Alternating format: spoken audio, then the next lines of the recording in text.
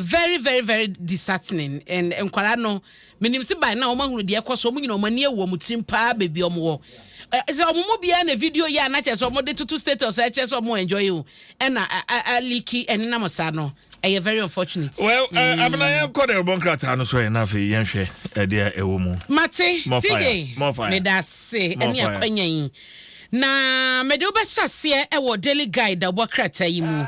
na me de akwokrata fa na etoso me yensa asameda ha eye Alan kwadwo chemante se ne nto abo no guso a ebo na wakopie wogwewa ahemfie ye ho no wakosia na abukari na wone yana abukari otosum yenu ono ena ye man ho no e wodagban na CJ okwae no yana aka kire no say ene ye se yana no okita one cedi no tibie bundle pa ena ohim ni wiem osiala na wo hwa me osena na me hwe wo wo hwa me dia one cedi no to bundle ya me di kire wi se wonya kwanya na wo ba bra na betutu ne mama sa one cedi no ti enya hoden na animonyam emrem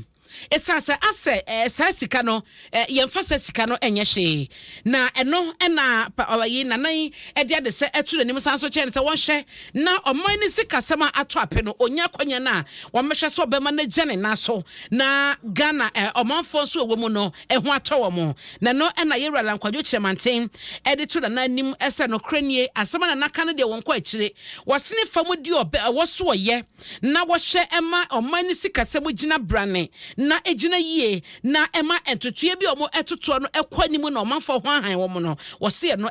na ni sodi hunu sei wo be hye ama oman no esikasem no asanso agina enti eno ene enkobo bia wo hye daily guide da bokata ne fatu so miensa eda ha sei ena kata fatu so sie na ye radiogate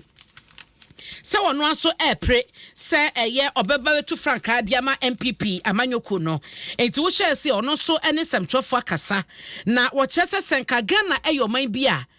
na ne eku enhomasua ho a anka oman no anya kura no ebetumi anya sika bese $2 billion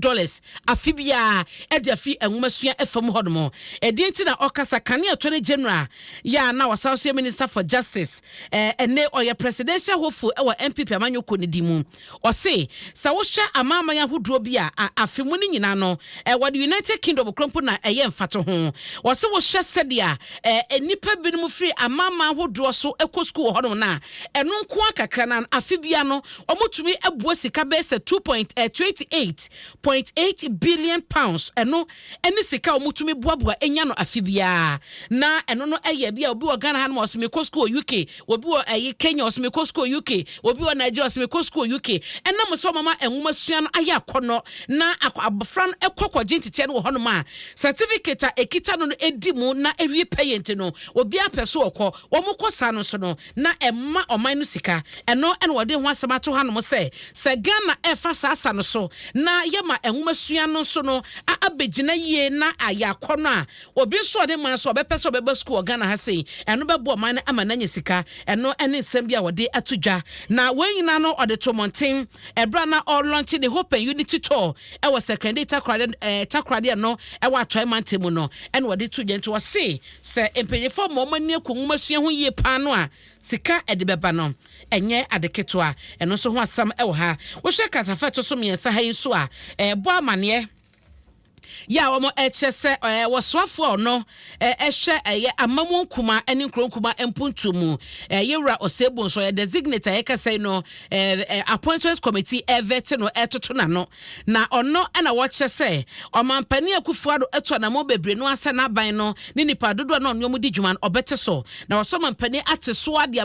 abedru adwotwe enum enti no wo hye ebra na mamu edi kan no ne first time no se de na nipa dodo wo mo ni ade ni babia wapege ate so ade babedu no wase aban krompo de mampani esabasobo na bana ni so ade hunu no so ne se wonim se nei no Ghana enyina babia beka se ne ma de mu saa enti de kwan bia wasa ban no fa na omobo Ghana sika ho ban no eno so ban ebe fa so saa pepepe na de matie no ene se enne omampani dada John Dramani Mahama ebekọ akofa ne forms CJ na wo share the find the obokrete ya katafatu so enum agbo ho amane ya omampani dada yi wa ya hobo nyina wie wase kanema mpani John Dramani Mahama formally no wadi clear odi atudwa ese ono ebe contest 2024 abato Ghana for be kono obegina mu pa na wo gina mu so wo gina ewo NDC amanyoko no edimu na ensem wo nyina no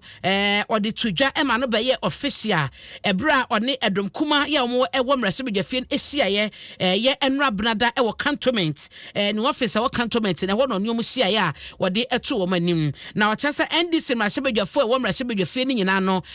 agitumu a omo nyina endorse John Mahama ese omo flag bearer chese eno so ho asam ewo the finder da obokrata ni fa to so enum onsaka enchemu ni nyina ewo honom me patro bekenkan ede amame ma me fa nkọ daily graphic na yenhwe asama eda hasen Steven Asamoah Boateng a minister designate ebano chieftaincy and religious affairs eti ebano ahensam ene esoma hodoa mu entoto ya opanyi we no mampani aboni din ese omra emehye sa asoye nanan ebra yewra kojokum edi adwuma no eto ho no na emo no wo kyerese wo baga na hase na so hu ye wo traditional areas emiamia hodo ebeka se ahemfo ewo no ye wo makomako ahasa na wonimu se empanyifo de kyehye agua kwanso ya omo ehwe se emfie aduonu a ewo yanim no womo ede beye na omatoto nti na bia se Adom FM ha na ahini wo hanom a ena sigye ye wo hena ewo se sigye timi toto niema me yehunu se sigye ni honom a abna pokwa na eba abna pokwa ni honom a kofi asa na eba kofi ni honom a asempa na eba ohun etoto aso saa na monya sali ni agini nyina de akona mo de ho krata no akoto wonom ni ya documente so hu de dan ya kuna Elizabeth ofiri mu ya pa ye hu ni de adini no sabi no man mu mpanyifo a wo mo hwe ahensam so no epeso mo ye na so hwe 300 traditional areas ya sije ebe won wasiesi emu nsia pe ena atumi ede wo mon krata na babeto won ma me ehunu se asumasi ni won mo benti na bo benti ni won ma asumasi na eba emu ensia pe out of sa 300 no na eno ena yera 7 na Asamoah Boateng echese ayade wo so mo bohu dawre kese na omu nyina mpanyifo ahodo omu ya ahemfo ni nyina no di ye adwuma ni mpanyifo wo mo aye empotamu nyina no edi nkomo na mo de san krata no eba no so ho asem wo daily graphic ni fa etoso miensa wo da obo krata yi mu enti enchemu ni na edaha na medobe kwa Ghanaian Times amania aba no ekyese Dr. Usu Amankwa emfoni na eda asem ehu wakata fatu so edumienu na sije dia koba no ene se wo hye miamia bia omutufo magudie no a wo mo kyese nkwada besa empimnum ahansia ani aduosonson 5677 enkwada eno mo de mo ho hye galamse adwuma mu a wo mo eye na report ya eba ye ekyemu akosi se sobo no asafo ahodro binom akandifo wo mo de sobo ni bi bo ma eye yie ena wo mo so etufu magudie na de nti a wo mo kyemu sa ne se obekọ sa miamia ye omutufu magudie no ena mo se nkwada na tufu magudie na nya sika na so no omunya mfie du nwotwe nti omo hunu omo so omo ye mpanyifo anya hwekra no sika bo na taso ena ebi nso omo susa na obehu ana wanyem na wawo obi nso ma oso peso ware esanse ni semu wo sika na so kitesika ni senti no wase asafa hodro mpanyifo e wasa miamia ye nkwada no eye safu magudie adwuma ya etiamra no omo wo sika nti no asafu mpanyifo ni gitumu ware san nkwada no e wo ma sori demo ebi nso gitumu ma wo ma omo suso na wo ma kwanyem mpirwanyisan awowo no oni omo ye outdooring abadi to chenchenche pa e wasa sori mu a wo kyese eno no hye bi mu nkran se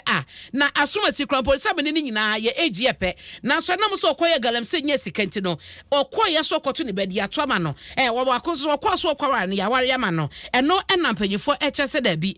ni nyina no emwa entiwe no ye reporter Solidaridad omo ede baye eno ye international NGO ye omo nya botre ede na ye abosome makomako enan ena ye sa hwehwemu wei etiwa ismasin mu no wapue matemu wo mu gina ho pa ena emiamia beso omo tufu magudie no so no omo de omo ni chemu ho no so ekwaye sa hwehwemu no eno so ho asam ewo Ghanaian Times so saka obetumi akenkan ni yie na yewra obiamo a ena wono so eka wo hayi ose ono se eye emrachebejafie Emmanuel approval no bedi ni djuma na wo ya ban kra chipani ana de bia bi hye wonsa MMDCs na wo nya wadwuma wo so no obepam eno chinso ma mu sisi adan e de sisi ensu akwan mu ne ade nyina no so no wasese assemblies ne edimra no eye adwuma sa ne ma we nyina no ebe ya bakosem nto no oba adwuma obeye ewo mu eno no enti sije da obo krata mu nsema me de bre wona kakra ya hana me de besi nti eno no wonsaka de me bo no tofa ema wo no wokomu a obekenkan ni nyina pepepe na wahunu se dia eko na wodamasi yo medase na mamenkwe we happy birthday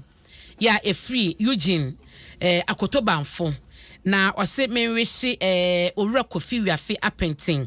business manager wa go FM wish na happy birthday en fama no wiafe Eugene so we show happy birthday me aso abnapo kwahwene we wish you happy birthday why onyame onsha na onye okese pa na onto nkọ na mu akoma pa ne wodo a wo manipa no obade ne ma ne nyenhia sonko en fama onto nsem na ontre wahye mu medase